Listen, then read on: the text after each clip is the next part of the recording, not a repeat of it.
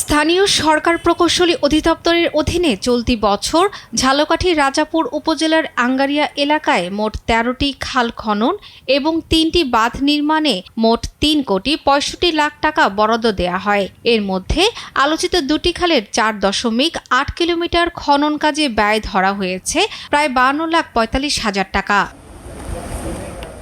স্থানীয়দের অভিযোগ, বড় পরিসরে খাল খনন হবে বলে কয়েকদিন আগে পূর্ব আঙ্গারিয়া সাতানি ও তুলাতলির খাল খননের শুরু থেকেই কেটে ফেলা হয়েছে দুই পাড়ের অসংখ্য গাছ। এছাড়া খালের পাড় খনন করা হয়েছে খারাপভাবে, এতে যে কোনো সময় পাড় ভেঙে পড়ার শঙ্কা তৈরি হয়েছে।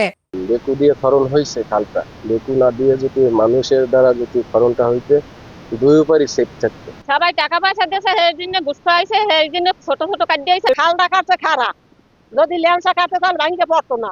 আমাদের দাবি নষ্ট দরিয়ে খাল কাটে। কাজের দায়িত্বে থাকা প্রতিষ্ঠানটি জানায়, পরিমাপের বিষয়টি কম বেশি করে ঠিক করা হবে।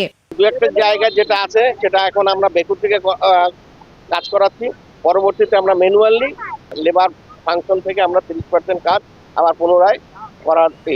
এই ব্যাপারে উপজেলার প্রকৌশলী জানায়, খনন কাজ সঠিকভাবে সম্পূর্ণ করতে সব ধরনের তদারকি করা হচ্ছে।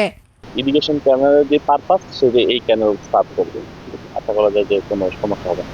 এদিকে কৃষক ও গ্রামবাসীর অভিযোগের প্রেক্ষিতে রাজাপুর উপজেলার নির্বাহী কর্মকর্তা সম্প্রতি খাল খননের স্থান পরিদর্শন করেছেন।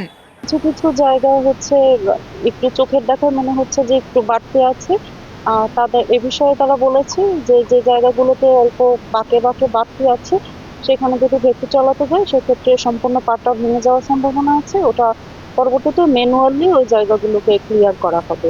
দেশব্যাপী নদীনালা, খাল ও জলাধার খনন ও পুনর্খনন কর্মসূচির অংশ হিসেবে জেলার আঙ্গারিয়ার তুলাতলির খাল পুনর্খনন কাজ গেল ২২ মার্চ উদ্বোধন করা হয়। শর্মিলা কেয়া, নিউজ ডেস্ক, দেশ টিভি।